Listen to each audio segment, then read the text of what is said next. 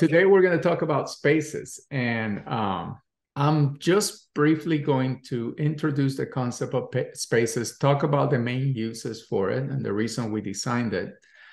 And then I'm going to open the floor mostly for questions because I know there has to be a lot of questions. It's a brand new feature. It's a very rich feature. Lots of not necessarily complexity, but lots of capability to it. So I'm going to start by talking about the reason we design spaces. And for years, we've had requests for people to be able to hide certain photos, to take portions of their photos and make them not visible, to have a private area. And that is one of the main reasons why we developed spaces. But as we were developing it, we realized that there were many, many more uses that we could have for spaces. And that if you really want certain areas of your library to remain private, it can't just be a one switch where you hide them or not hide them. We can do better than that, right? Like with Apple Photos on your iOS devices, you can do that, right? There's a feature where you select a photo, and I can do that with any photo here, right? I can select one or multiple photos of birds here. And if I right mouse click, I can say hide photos. And all that does is it makes those photos be tagged with a private category. So that's the basic private feature. And if I show you my spaces here, there's a bunch of default spaces. Private is one of them. Notice that it's logged, and so is guest and everything. Right now, I'm in the public space. And what the public space does is it shows me everything except photos that have been tagged as private.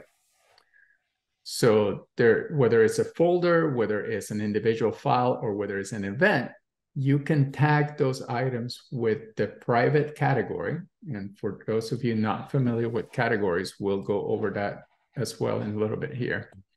But that is the basic functionality of spaces. It's a space where you can see only the photos that you want public versus only the photos that are private, or you can go into a space like everything and then you see just that, you see everything.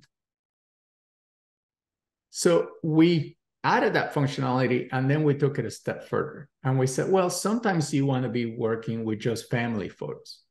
Sometimes you want to be working with work photos. If you're like me and you have a specific hobby that involves photography, you might want to narrow your library down to just photos of that hobby and not have everything else cluttering your space while you're trying to work on your hobby photography. So for me, I created a space called Underwater. And what's going to happen here, I'm going to walk you through some of my views here. So right now we're in the all photos view, and you can see everything, mostly photos of baby right now. That is little Lucy.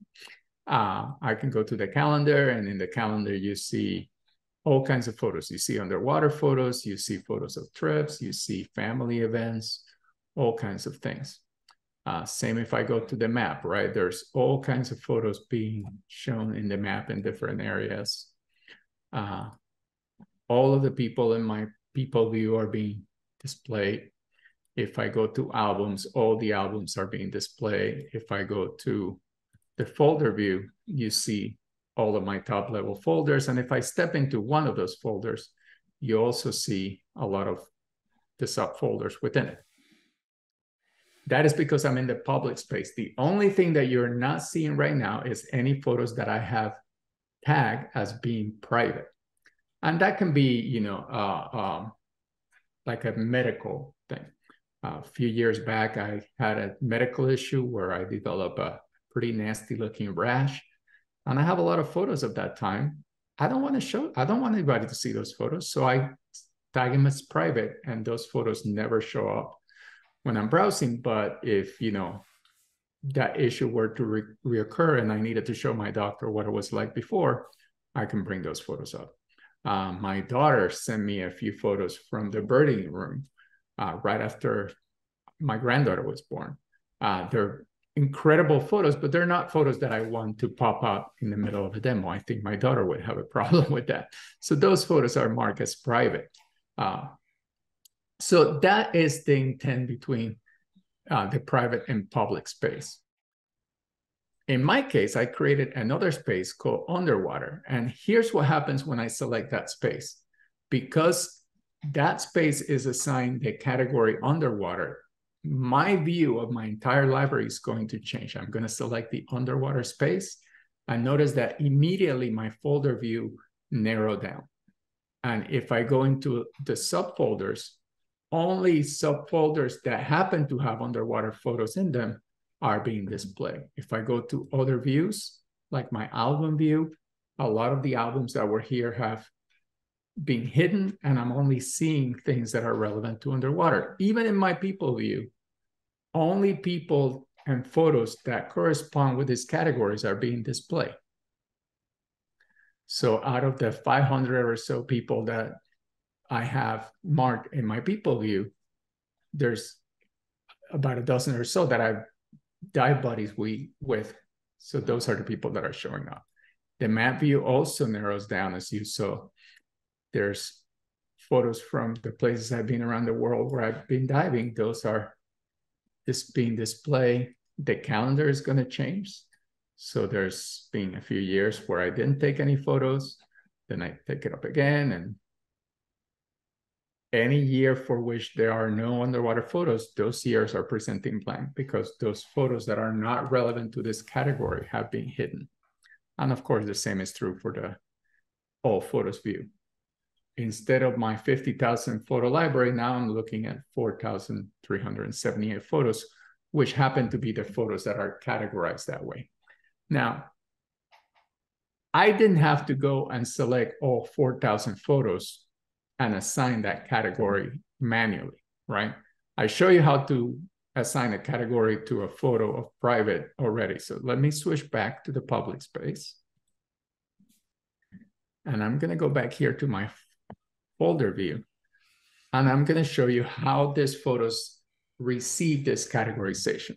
Of course, I can go to any photo. Let me go back here and find a photo. So there's a photo of an octopus. I could go a very overexposed photo of an octopus. That was one of my first cameras when I was just learning.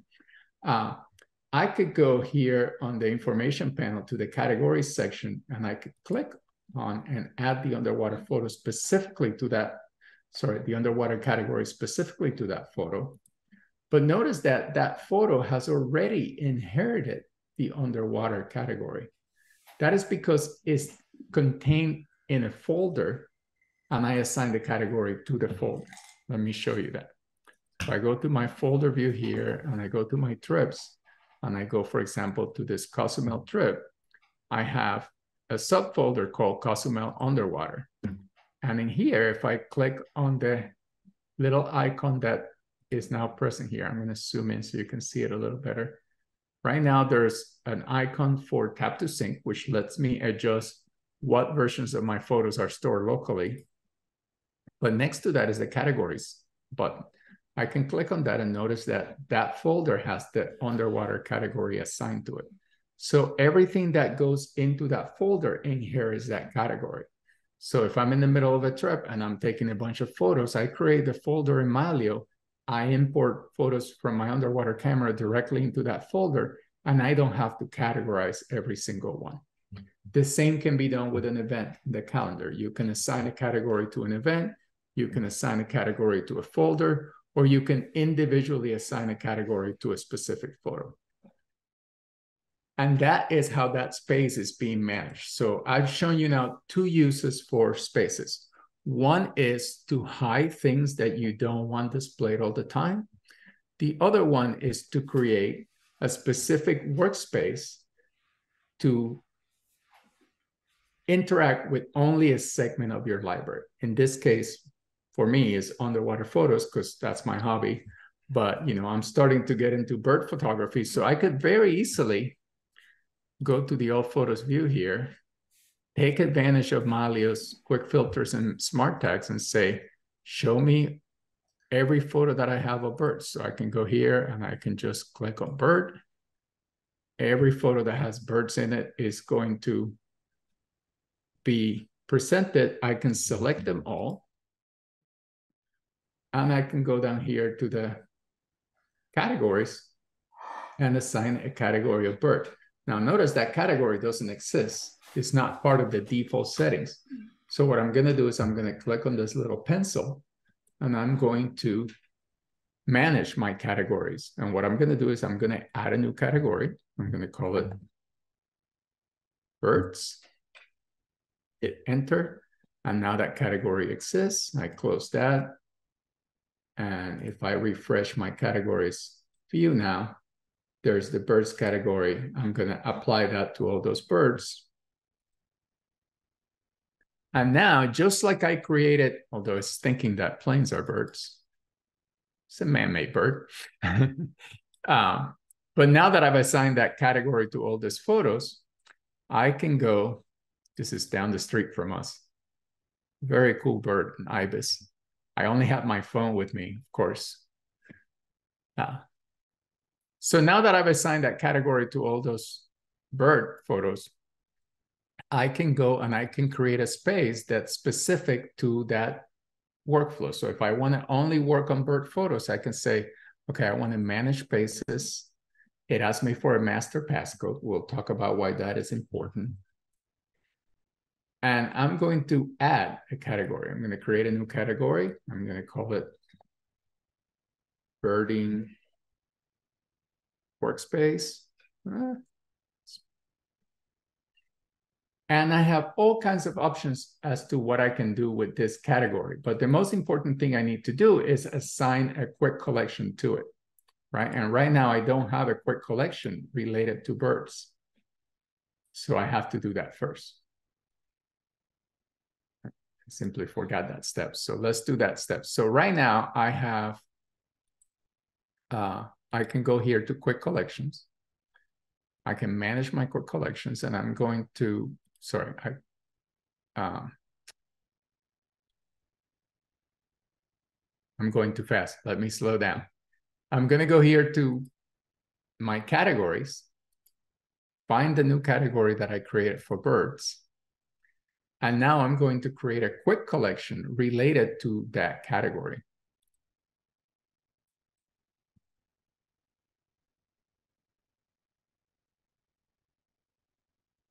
So there's 3 steps that build upon each other. First, you assign a category to folder, events, or photos, or photos that you want to categorize a certain way that might belong in a certain space. And it can be a combination of categories, right? Like I might want to have travel and family categories present in a certain workspace, or I might want to have pets and wildlife present in a certain workspace. So now that I've created that quick collection, I can go to spaces, I can manage spaces, I can create a new category called birding workspace. And now I go and add the collection or collections to it that I want. Now I'm going to remove public because that's going to show just about everything except photos categorized as private. So I'm going to close that. And I'm going to add this new quick collection that I created that says, don't show any private photos, but show any photos with the bird category in them. And now that has been added. I save it. And I can even activate it. If I select it here, I can activate it, but I'm going to do it from the other UI. So what's going to happen now is that when I click and change my space to the birding workspace, it's only going to show me photos of birds. I don't know why that one's there. Maybe things that me making fun of my mustaches birding, but for the most part, you'll notice all of these photos are photos of birds. And if I go to a different folder, same thing. And if I go to the top level of my folders, only folders for which birds are going to appear are going to be correct. Now, notice there's some mistakes like that photo right there. Number of these photos don't have any birds in them. So I could go select that and fix the category on that one so it doesn't show up in this workspace anymore. and now it's gone. The photo is not gone. It's still there in my space. And if I switch to public or to something else, I will still be able to see it. But this is how you manage things with categories and with spaces. Now, one more thing about spaces, because we took it, now you've seen two steps, right? So within one device, I can hide certain photos. I can use spaces to hide certain photos. I can create customized spaces to do specific segments of my photo library that I want to interact with. The other thing that you can use spaces for is to set a device to only show a segment of your library. So let's say that my granddaughter Lucy starts getting older and she wants to see all the photos that grandpa has taken of pets, right? Of cats. I can set up an iPad so that the only photos that show up in Mylio for Lucy are photos of pets or photos of animals. Let me show you how I would do that. First, again, let's switch so that I can see all of my photos. So I'm going to go to public. I'm going to go to the all photos view. And I'm going to use one of Mylio's built-in quick collections called Sharp Cats. Where's Sharp Cats? Sharp Cats, right? So this is showing me photos of cats that are not blurry. This is a built-in quick collection in Mylio, right? So Mylio just went ahead and found a lot of photos of pets, shark cats. So I'm going to select all those photos and I'm going to add a category of pets to these photos. And I'm going to do that from the select all from the categories panel here. I'm going to click add. Notice that the pet category doesn't exist. So I'm going to click the pencil. I'm going to add a new category called pets. Hit enter. And now that that category exists, I'll refresh my view and apply pets to all 289 photos of cats that we have. Except a raccoon got in there, but we're going to let him stay. Now that those photos have been assigned the right category, I'm going to just go to that category in my quick filters. I'm going to clear my quick filters and go to the pets category. All of those photos show up, and I'm going to save that as a new quick collection. Pets. And there's that one. Now, I know, because she's my grandchild, that she's also going to want to see photos of monkeys. So I'm going to ask Mylio to show me photos of monkeys using a smart tag. And here comes a bunch of monkey photos. I'm going to select all of these. I'm going to create a new category for them called monkeys.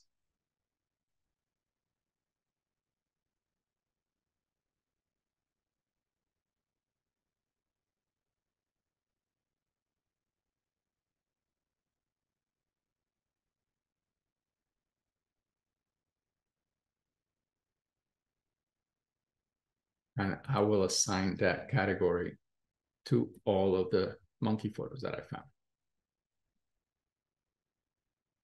All right. So now I have two categories that I've created. And I'm going to go to my quick collection for pets here. And I'm going to modify that quick collection by adding the monkey category to it. So I'm going to recall it, click it.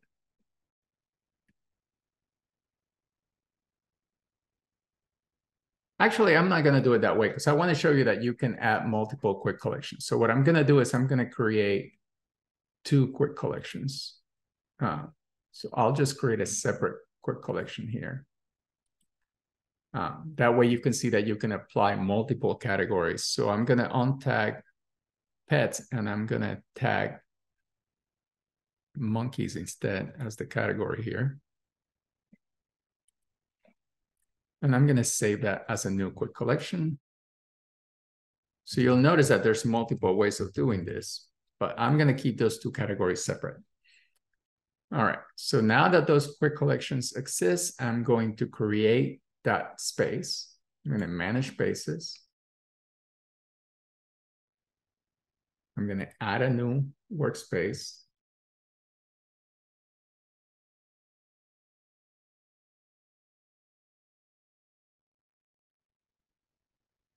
And now I'm going to change a few other things to this workspace, because one of the reasons we are setting a space to a device is to limit that device so that users on that device only have access to a certain workspace and nothing else. So the first thing I'm going to do is I'm going to require a passcode for that space.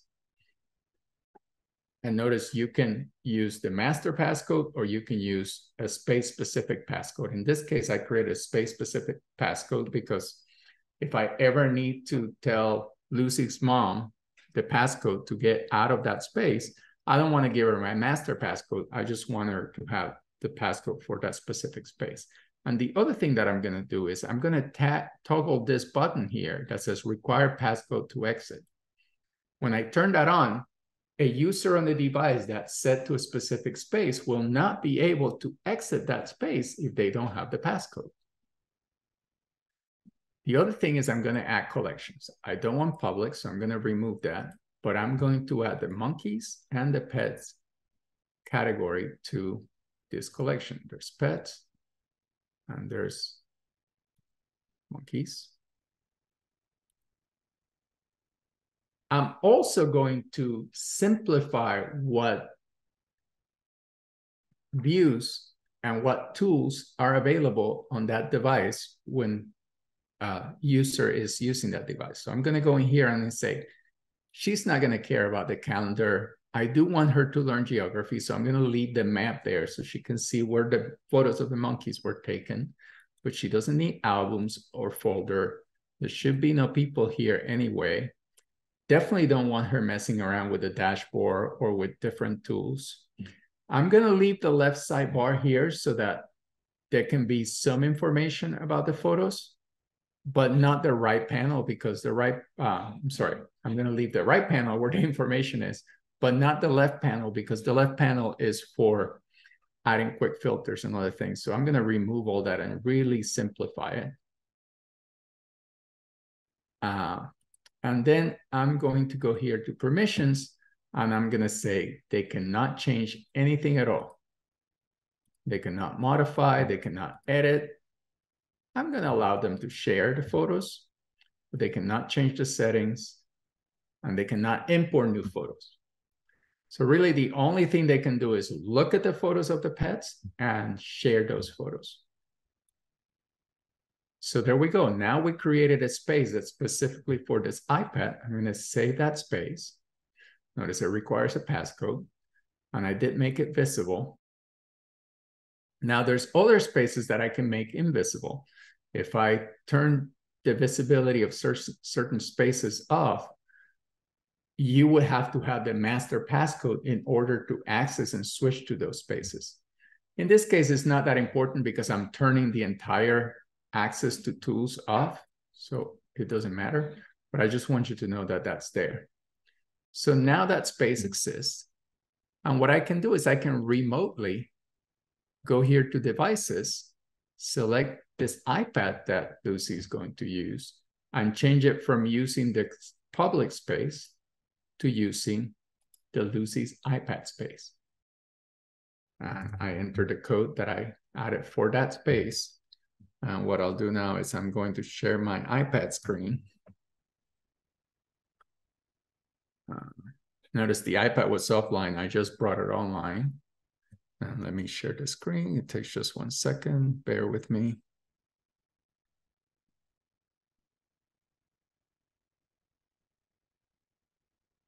Okay, here comes the iPad.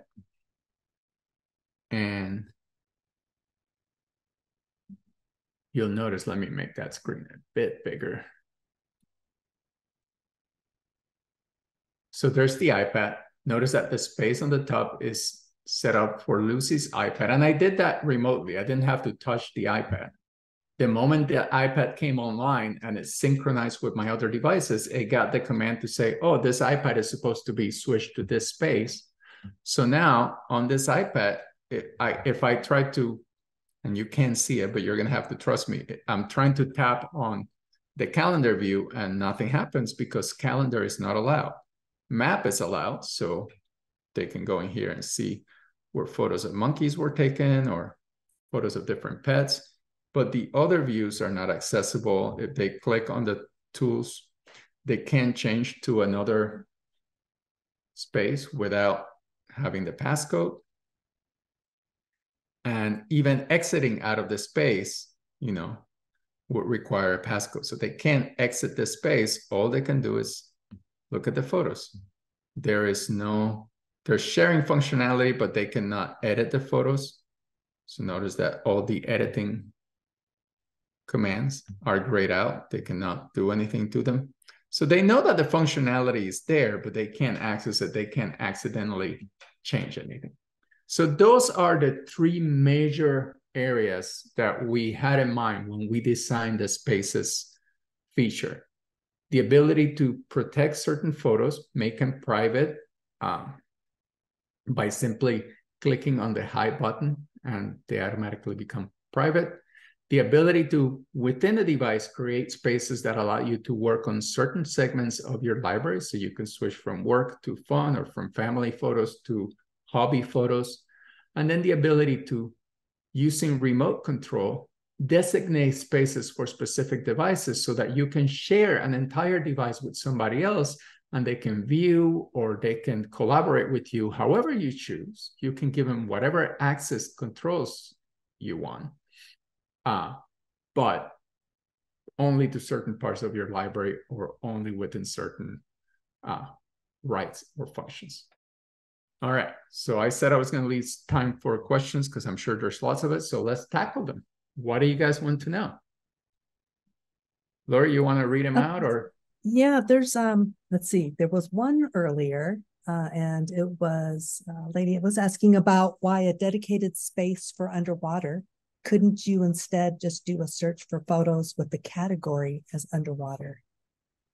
I could,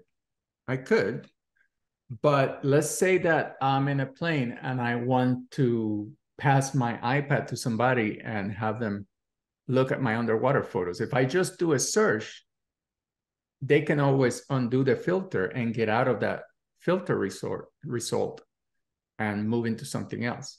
With a space, they're limited to what that space allows to see. And because I can assign a PIN code to exit a space, they wouldn't be able to get out of it.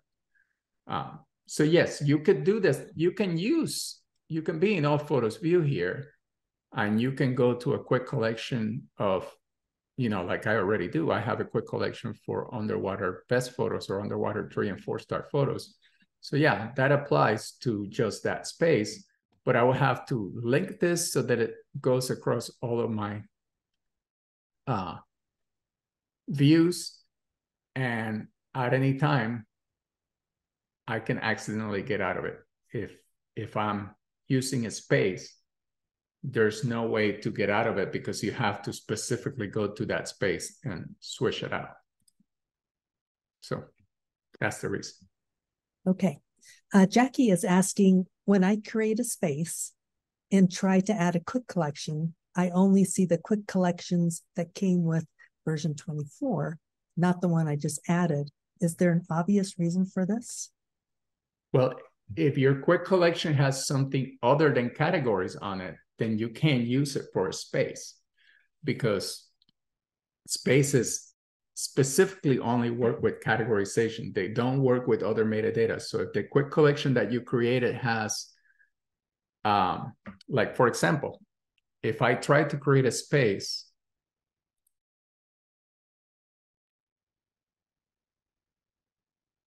using not my underwater quick collection, but my underwater 3, 4, and 5.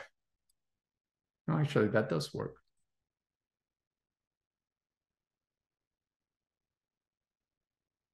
I stand corrected. Did I create it? Let me try that again.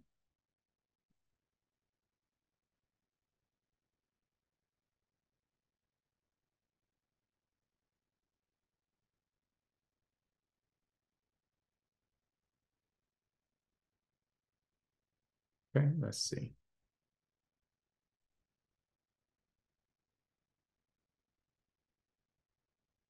Oh yeah.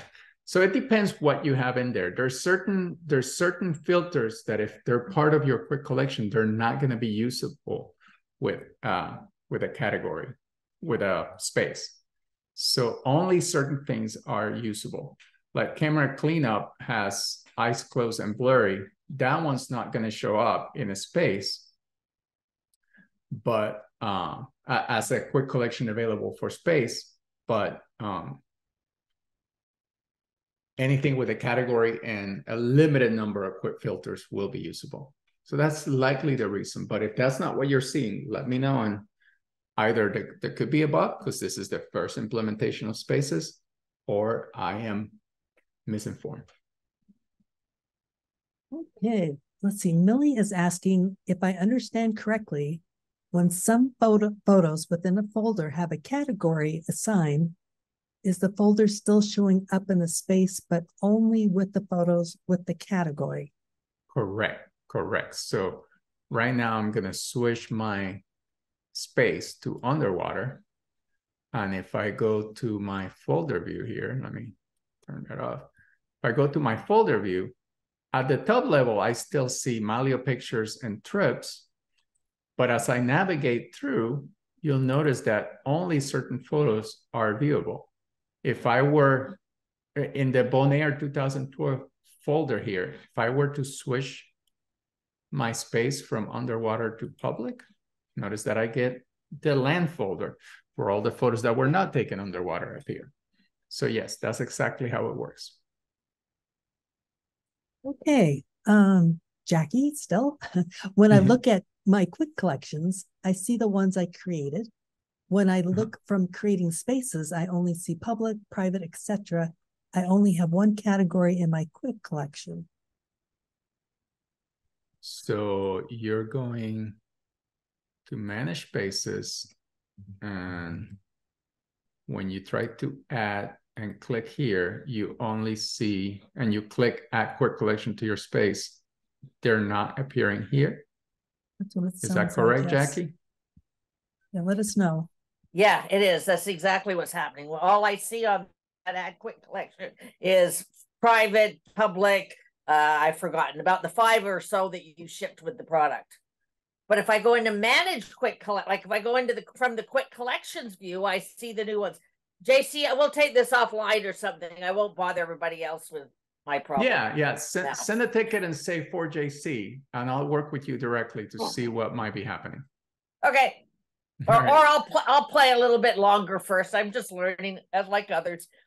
Yeah, understood. Thanks. No problem. Great. Pamela is asking, is there a list of what can or can't be included in a quick collection, such as folders and keywords?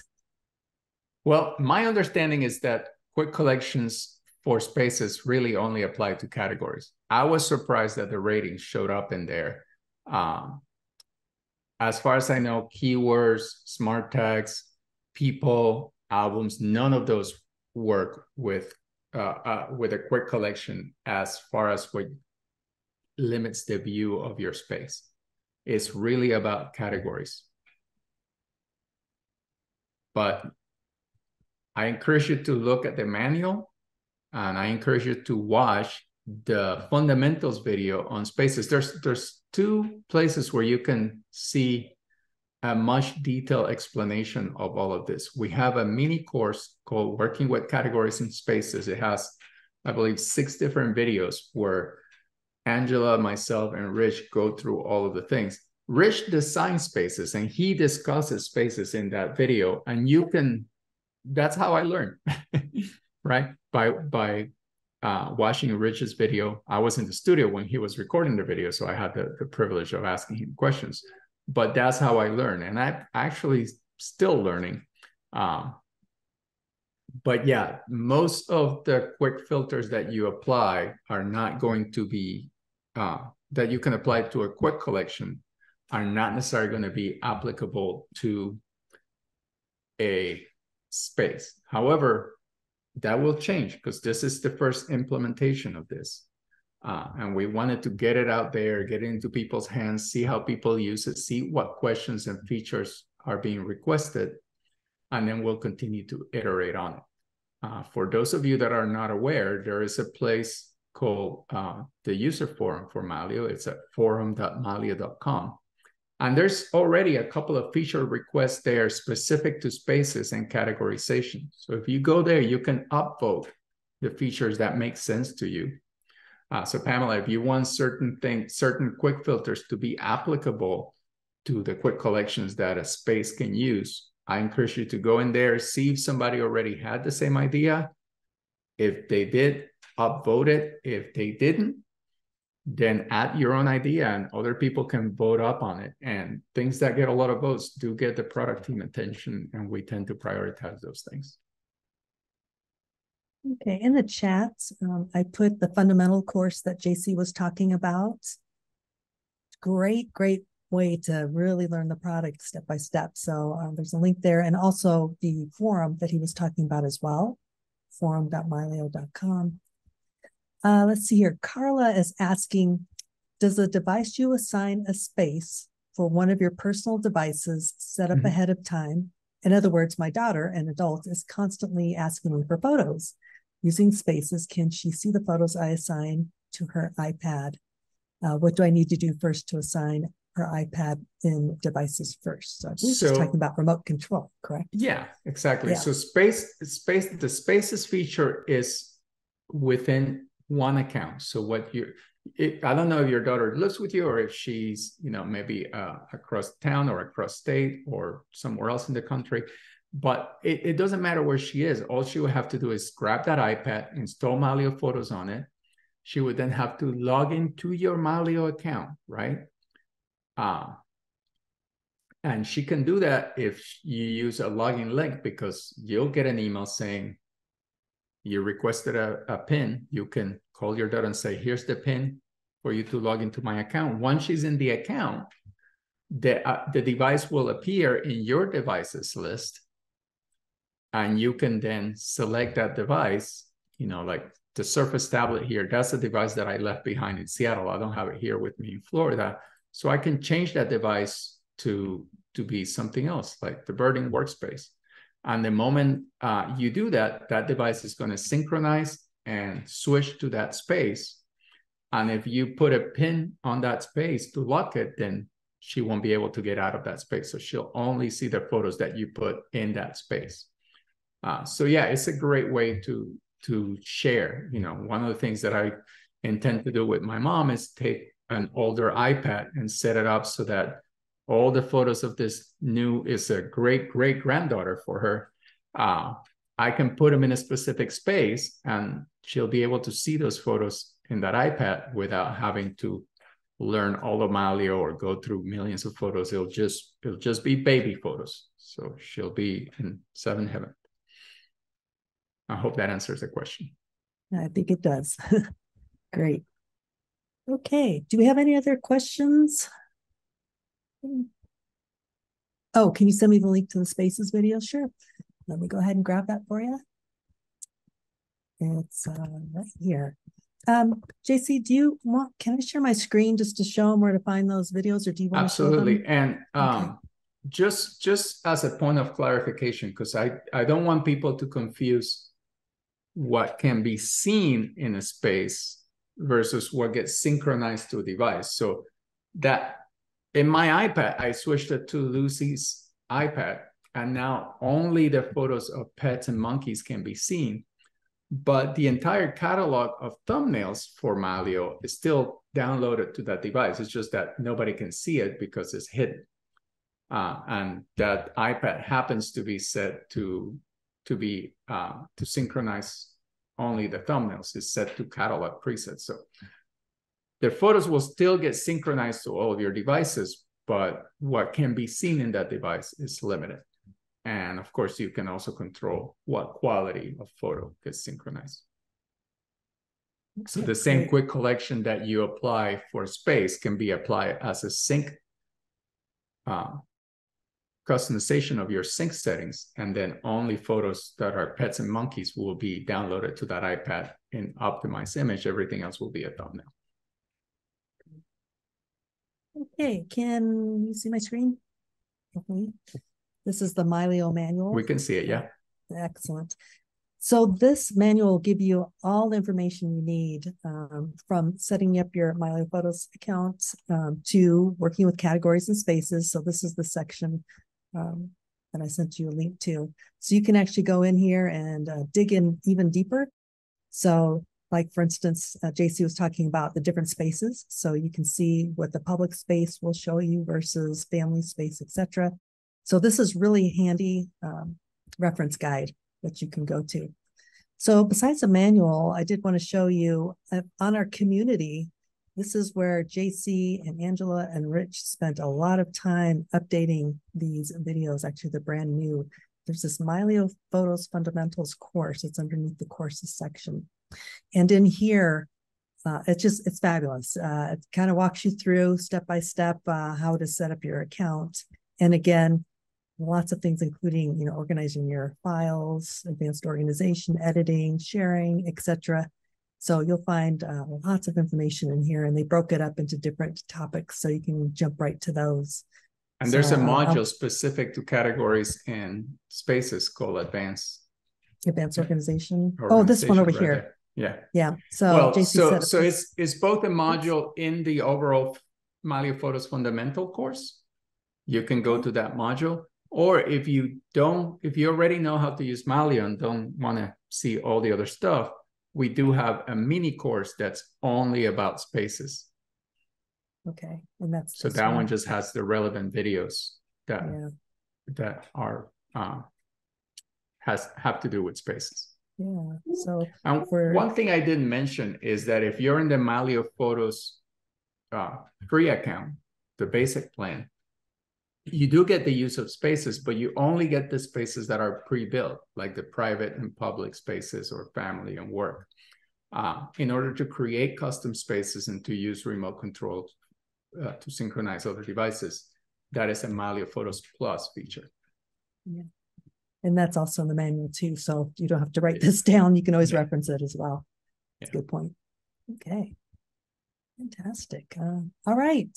Well, JC, I think you covered it. Thanks so much for sharing. There's a couple more questions if we have a few minutes. Those are, I'm sorry. Yeah, they just came in. Okay. So can a user have their own Mylio account as well as sign on to my account for share photos? So we do not have account-to-account sharing yet, but the way we design spaces and the way we're been iterating on the product is with the goal of adding account-to-account sharing. So today, spaces can only be managed within one account.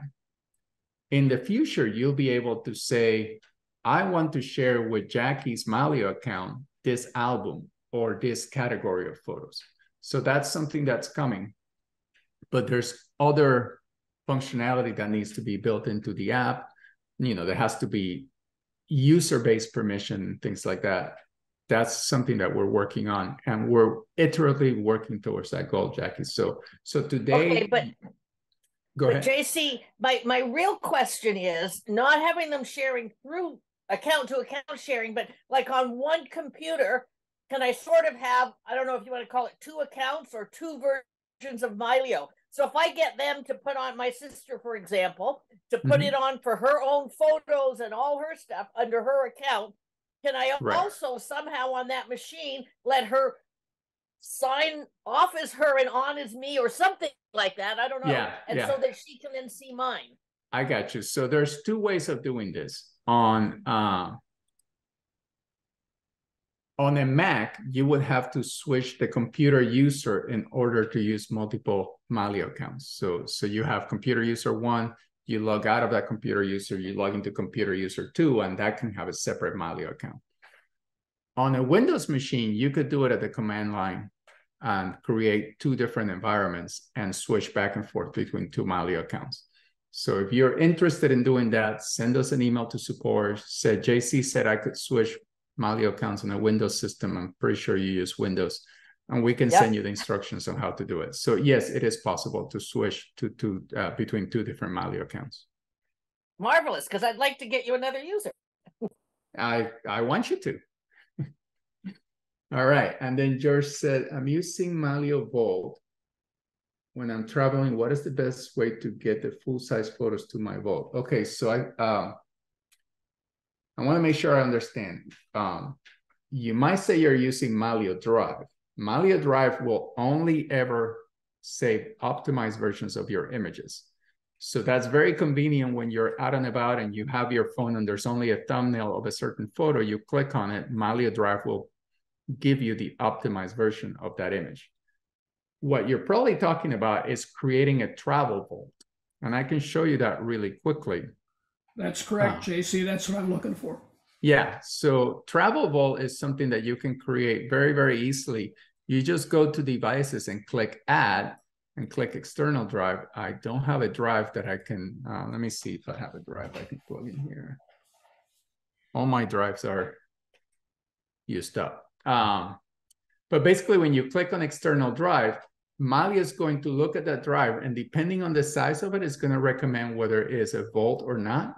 You can customize that to be a travel vault. I can show you on one of my devices here. This T7 Shield is a device that, if I look at the device sync policy, is preset is travel backup.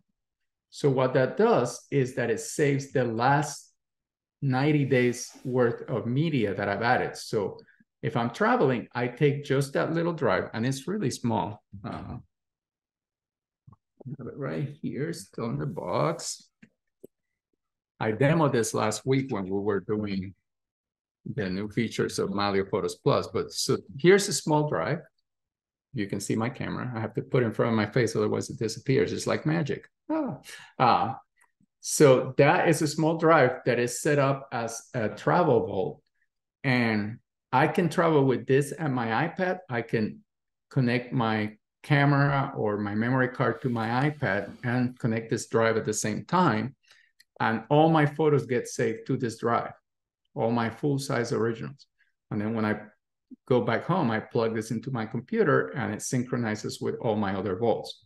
But because it's only saving 3 months worth of photos, it doesn't need as much space as a full vault that has your entire library.